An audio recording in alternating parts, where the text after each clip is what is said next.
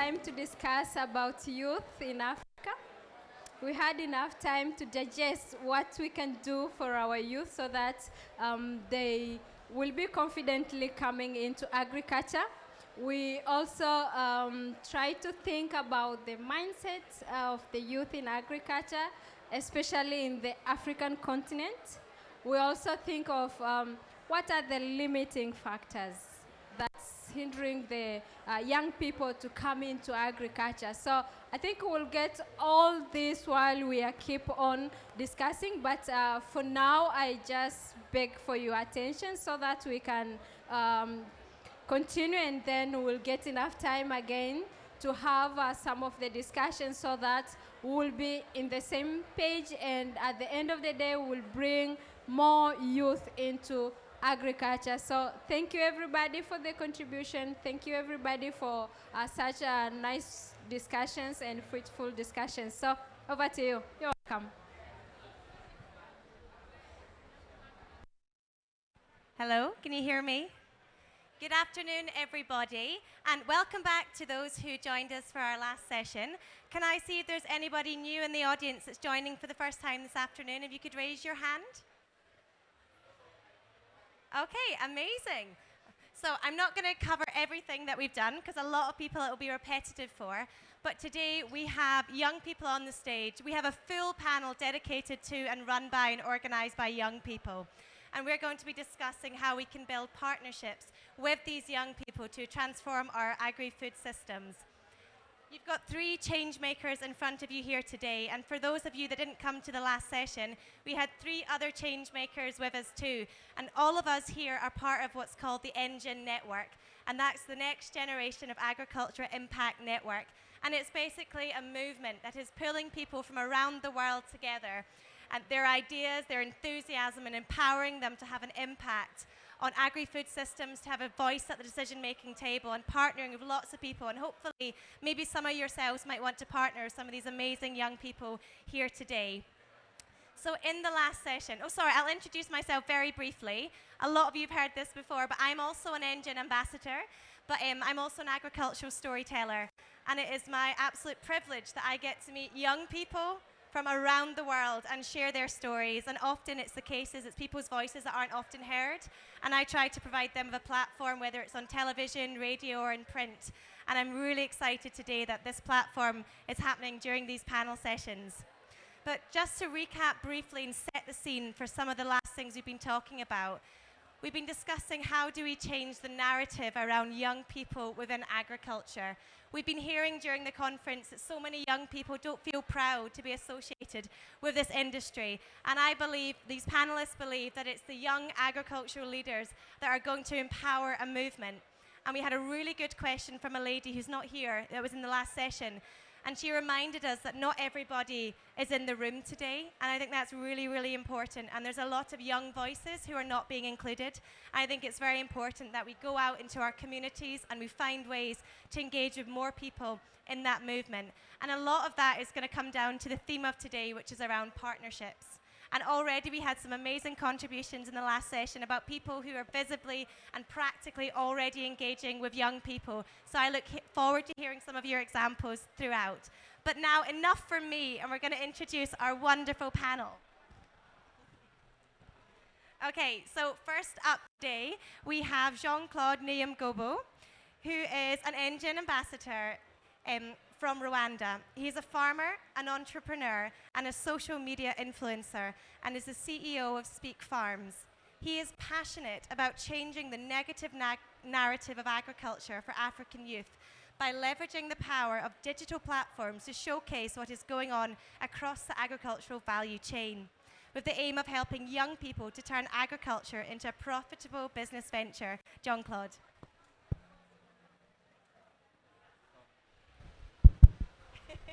Yeah, thank you so much for this wonderful discussion. And my name is Jean-Claude Niyomugabo. I'm Engine ambassador. I'm also the CEO of Speak Farms. It's an agri-tech company that connects young people with market as well as extension services. And we work with different young people across Rwanda. We work with 500 young people across Rwanda. where we connect them with the market by using digital platform.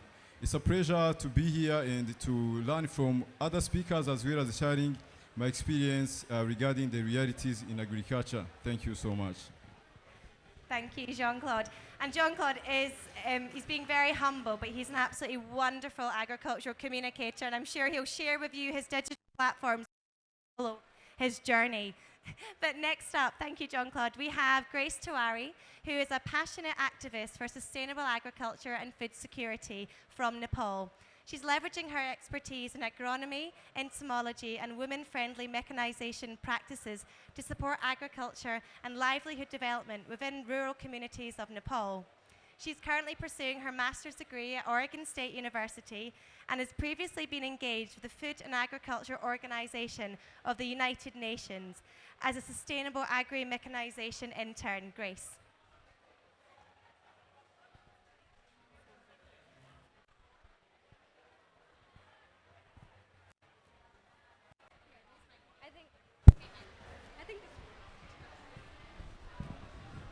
Hello. Thank you. Thank you so much, Claire, for the introduction. I'm very happy to be here. And I represent Engine, Next Generation Agriculture Impact Network, as all of us here. And I would like to thank Engine for giving us this platform where we could be in this Africa Food System Forum 2023 and learn about how Africa has been working to create transformation in the agri-food system. Me myself, having been born and raised in rural landscapes of Nepal, I would like to give more my perspective on academia and research in agriculture sector. Having come from a rural background in agriculture in Nepal, I could resonate with how Africa has implemented its agriculture and food sector in terms of smallholder farming. So I could really resonate with all the ideas, all the policy conversations, and all the talks about Africa food system here, which is very interesting for me, and I really look forward to learning more in this discussion. So thank you. Thank you, Grace. And finally, on our panel this afternoon, we have Abdul Kabir Amiza, who is a next generation ambassador like the rest of us. He's from Nigeria, and he's also pursuing a PhD at the Cluster of Excellence on Plant Sciences in Germany. He is passionate about the role of scientists in the drive for sustainable agriculture, and as an advocate, he works to facilitate the integrated network of scientists and farmers for a sustainable agricultural future. Thank you, Claire. So, thank you very much. I am very pleased to be here today. So one of the things that resonates with me a lot with Engine is the fact that it brings diverse people together who have different lived experiences, different realities. This allows us to share thoughts that are driven by our backgrounds. And this is what is happening in my own case. I am a scientist by training, and I'm really interested in how to bridge the gap between scientists and farmers. I believe that as more youths are drawn from agriculture, there is less youth being trained to take up professional spaces where they actually contribute their expertise to solving immediate problems that are local to the African context and the Nigerian context, for example. I grew up in a community where most farmers didn't know what the problems they had was. They didn't know where support could come in for them. There was once a scenario where I was talking randomly with a farmer, and he mentioned that he had some problems in his farm. And upon further inquiries, he showed me the pictures of the problem he had. Fortunately, it was a disease. He didn't know that was the problem. He felt that it was the yearly variation in the yield that had caused this. So I reached out to my supervisor, and I got recommendations regarding what he should apply to his farm. This actually resulted in him having improved yield for that season. But the farmer never knew that there was a problem in his farm. He didn't know that scientists would be involved in solving this problem. And this is the reality of many farmers who are in the African context today.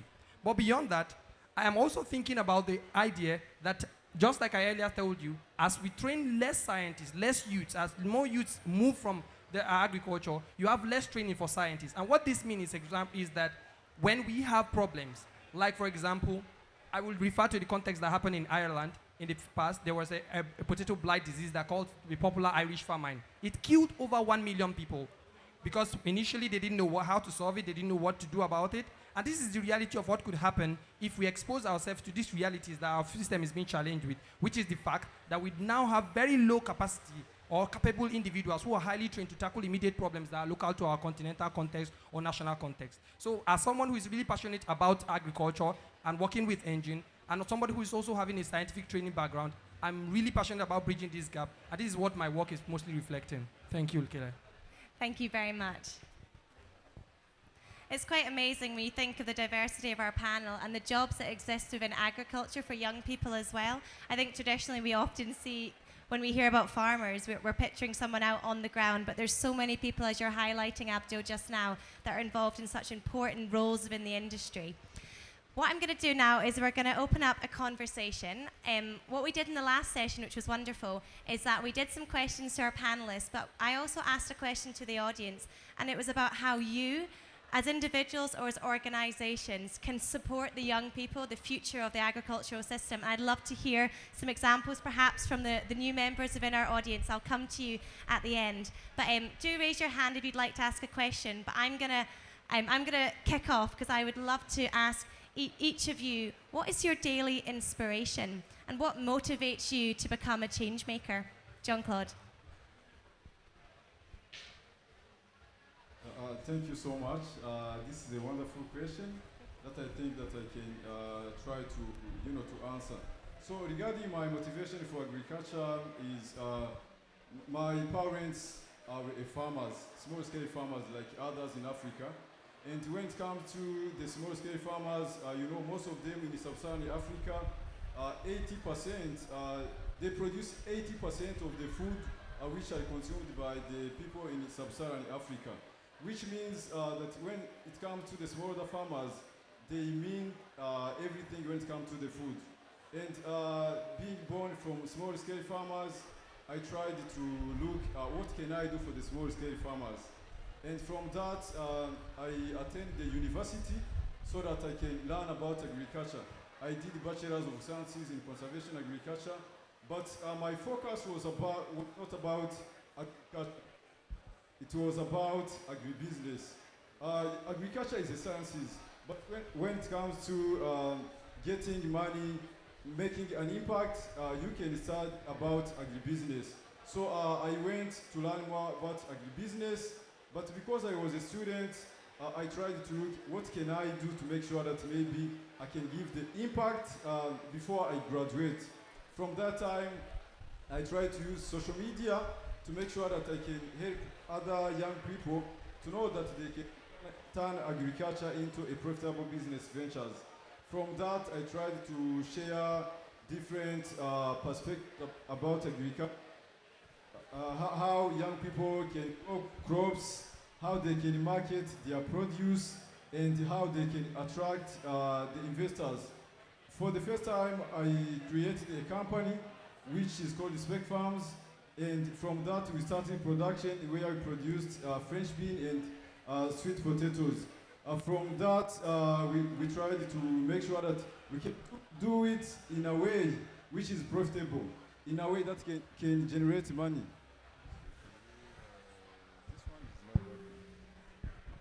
Yeah, sorry for the microphone. Yeah. From that, we tried to see if we can create a business out of agriculture. For the first time, we tried to find the market before we put seed in the soil. But I saw that maybe if I can do another services, I can create more impact. From that, we shifted and we created a virtual marketplace for the farmers where we can give young people access to the direct market from the consumers in our city. And from that, we were able to work with 500 young people where we connect them with the direct market. We also give them the trainings through extension services. Yeah, and by now, my inspiration is becoming back to life. I graduated last month, and I know that I'm going to make a huge impact because I have more time to work with young people. Thank you.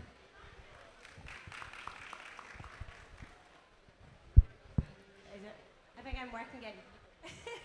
What's your daily inspiration? What motivates you to become a change maker? Okay, going directly to your answer, Claire. I'd like to say that having that coming from an academia and research background, like working on data-driven, evidence-based solution and providing those solutions to the farmers so that they can incorporate my research findings into their day-to-day agricultural life, into developing agriculture solutions is what motivates me. And right now, as a graduate student, I'm working on. I'd like to give my personal example here. So, as a graduate student, I'm working on finding integrated pest management solution for the farmers in Oregon who are commercially growing white clover seeds. So, clover seed weevil is considered to be a huge pest in this $15 million industry in Oregon.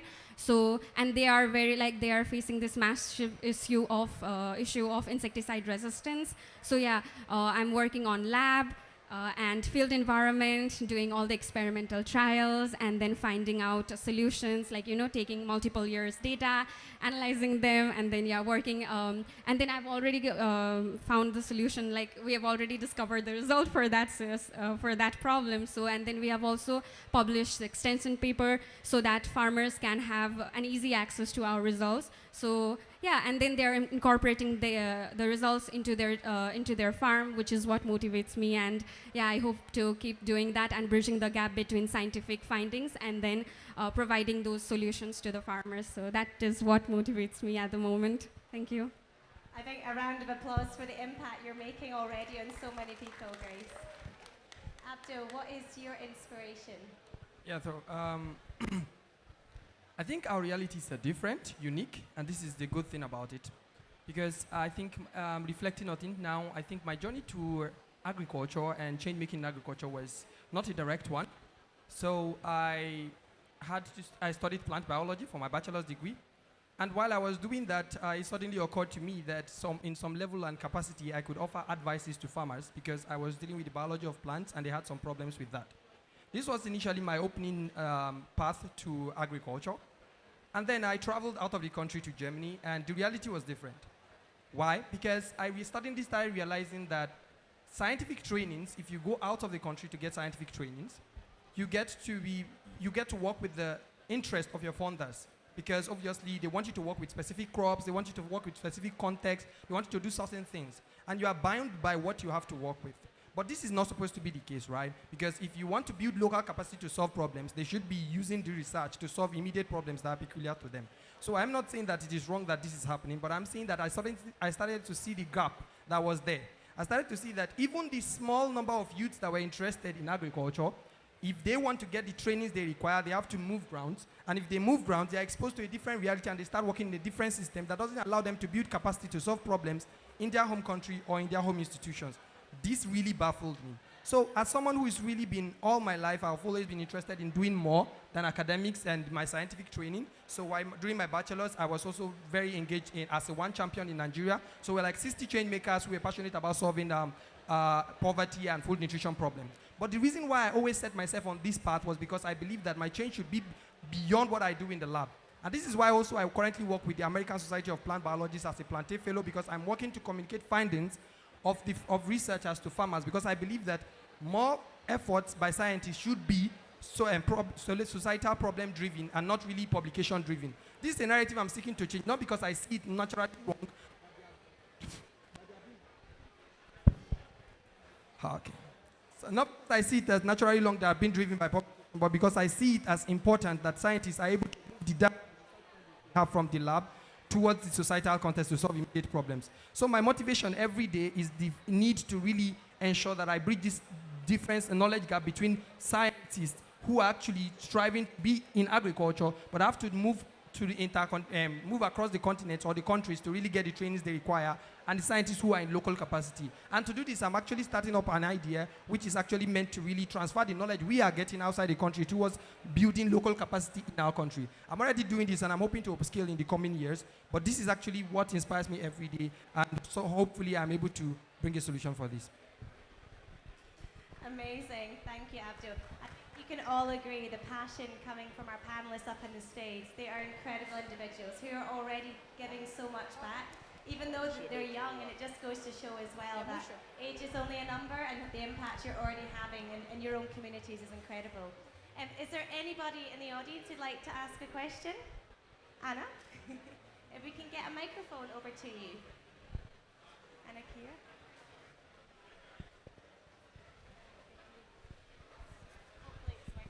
Yes, yes, yeah. Thanks, Anna. Yes, so hello, my name is Anna. I'm from the Netherlands and I'm also an engine ambassador.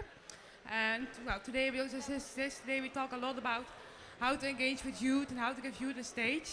But we're here with a lot of young people who are already ambitious, who are already taking leadership to play a role in the agri-food sector. And I was just wondering, what advice would you give to organizations, to companies, to make sure that all young people, like the young employees, can take leadership within their organization, within the sector they are working in, because I think it's really important to make sure that all young people can be a leader, and not only the ones who have like big ambitions, but also the ones with small ambitions.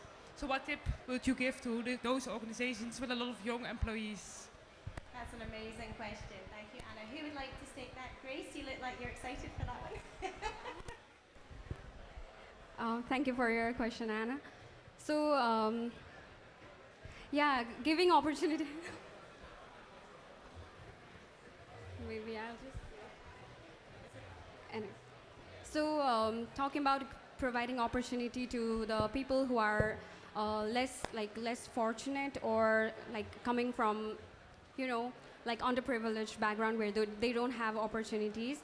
What I would like to say is, from my experience, back in Nepal, we have government scholarships throughout going on, where if you study agriculture science, you get a government scholarship. Like for example, there is only one technical university in Nepal that is focused on agriculture, and people who would like to enroll in that subject, they get the scholarship throughout their undergraduate degree, which is what inspires people to study in the first place. But then before that, during their 11th or 12th standard, which is like high school, they also have an agriculture course, like where they get the basic understanding of how farming and agriculture is, and if they have their interest, if they are if they have interest in agriculture science, or in pursuing agripreneurship, So I think it is a responsibility of government and policymaker in one sense, where they need to hold account of providing this awareness about agriculture science to the young people, so that they can develop interest and then they can further pursue their career in the field of research and academia. So that is how it happened for me. African context is very new to me, so I would love to know about this from my fellow ambassadors. John Claude, do you want to take the next one? We might keep it quite short, because I do want to take some more interventions from the audience. Thank you. Yeah, thank you so much for the wonderful question. I think it's one of the critical, solution when it comes to the leadership in agriculture. I remember in my university, when we were in the level 1 of university, we took different courses which maybe can transform a person into a leader. So we took communication, leadership, and entrepreneurship.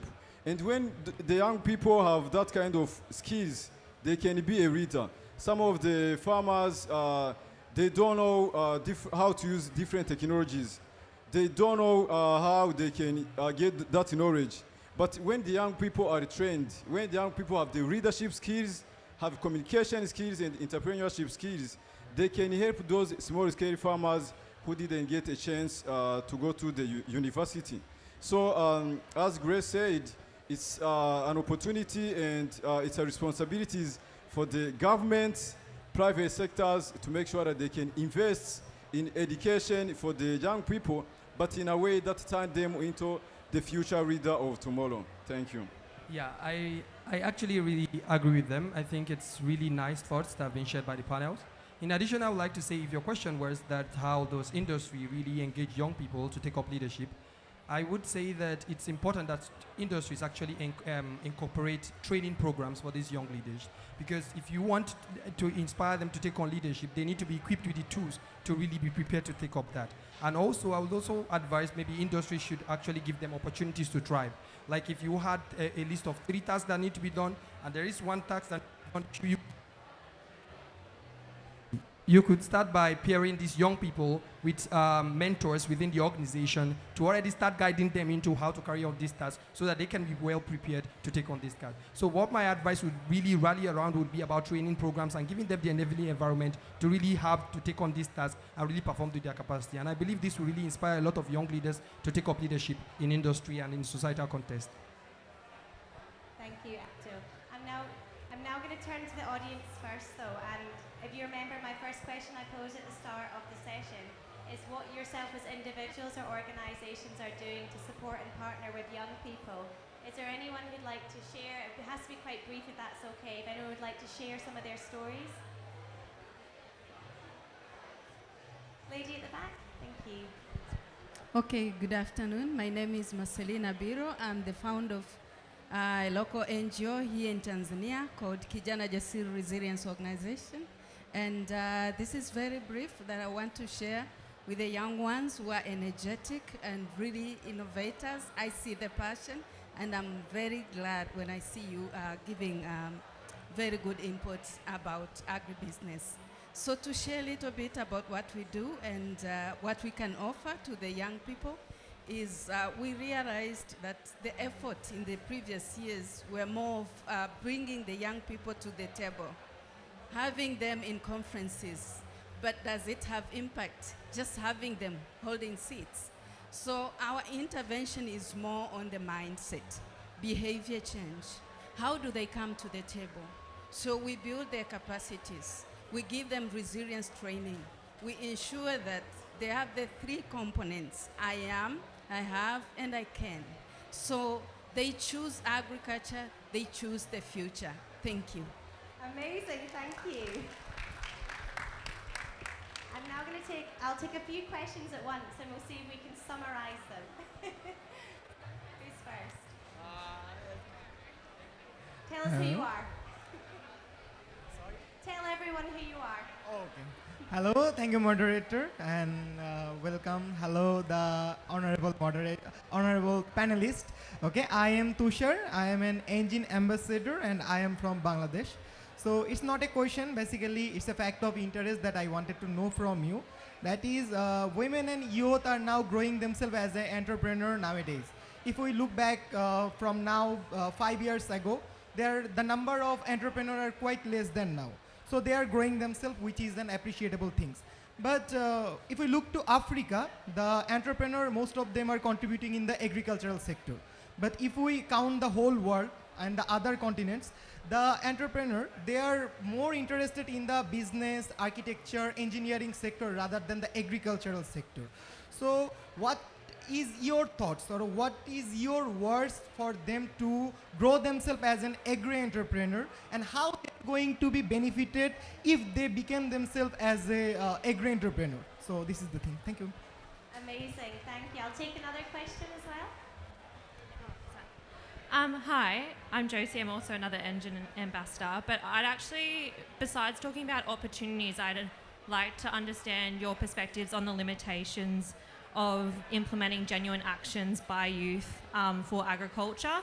And I guess the example I can use is I met a young Tanzania exporter last night, actually, and he's been waiting for 12 months for his government to change trade agreements because he had business with Israel and he can't export his own business to Israel at the moment. So I wanted to ask, do you genuinely believe there is accessible or open pathways for you to communicate with your government and for them to take genuine action? And if not, how do we change this and the tokenism of youth? Amazing. So we've got two questions there. One around how we're engaging and empowering people to look and to embrace being an agripreneur, and also how do we bring those voices to the table with government and make sure they're listening. Who would like to start on this one? Abdul, would you like to maybe a brief comment? Okay, I think I will take on the first one. So the idea that a lot of people are more interested in other sectors and not agriculture. Well, this is true. And this is, like I said, it shaped the reality they are exposed to. Okay, so as somebody in Nigeria, most people in African context are now being exposed to the fact that there are a lot of potential that lies in agriculture. And this is shaped by the reality of life they've been in. But the problem is still remaining that a lot of youths want to engage in agriculture, but not all of them who want to are able to. So it is more of a context of how do we encourage people who want to and are not able to really engage in the sector. So I feel like it's always going to be going to the future. If you look into the future, it's always going to be like everyone is going to be shaped by the reality they're exposed to. But we just have to make sure that whoever wants to be, we should give them an environment to be who they want to be. We should give them an enablement to function in their cultural context. And I think this way we will actually be able to improve the context of agricultural entrepreneurs being growing increasingly across the world also. Thank you. Thank you, and Grace. So I'd like to take Tushar's question first, where he's talking about how in African context the agri-entrepreneurship is massively increasing, while specifically in South Asian context the agripreneurship opportunities or the involvement is very less. And I totally agree with that. Like I think the reason behind it is that there's many risks involved. People usually have ideas about like investing into their agri-business or agripreneurship, but then they have this risk. Even I, like, if I want to, open my startup company in Nepal, then there are many political issues, and then there are many risk and uncertainty factor about the political instability, which kind of makes us fearful about whether or not we're going to, succeed on that business. But in this context, here in Africa, looking at this massive, yesterday we saw the Generation Next challenge, right? Yeah, where 10 amazing startups were competing against each other, and the funding was also incredible. So yeah, if we get those opportunities where we have partners collaborating, I think agripreneurship should start, but that's not the case, unfortunately, at least in South Asian perspective.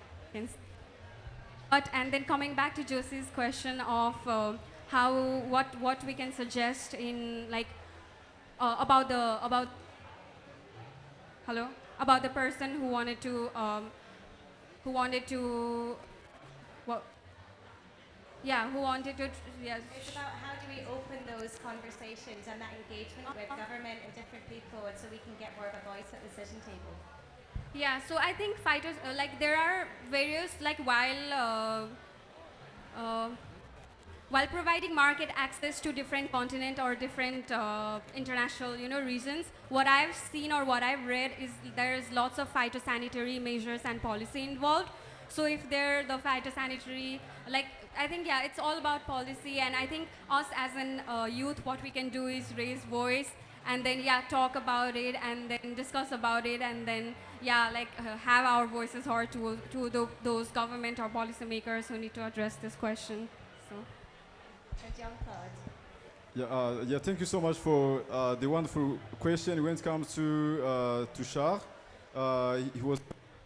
he was talking about the investment, the green investment, investing in green jobs. Maybe I will answer this question by giving you an example coming to my country. In my country, in the past time, the young people were interested in the other sectors when it comes to doing entrepreneurship, but they were not interested in the green jobs and green entrepreneurship. But right now, by looking at how young people are, interested in this kind of green entrepreneurship, it shows there is the hope for the future. And this is because the government has enabled some of the opportunities, some of the investment in green jobs. This involved investing in trainings and capacity building, as well as the direct investment to the young people who are doing an incredible job. There is some of the young people who are doing composts. There are some of the young people who are investing in solar energy. Those are the kind of green entrepreneurship that when the young people have access to opportunities, more of those young people can go into this kind of green entrepreneurship.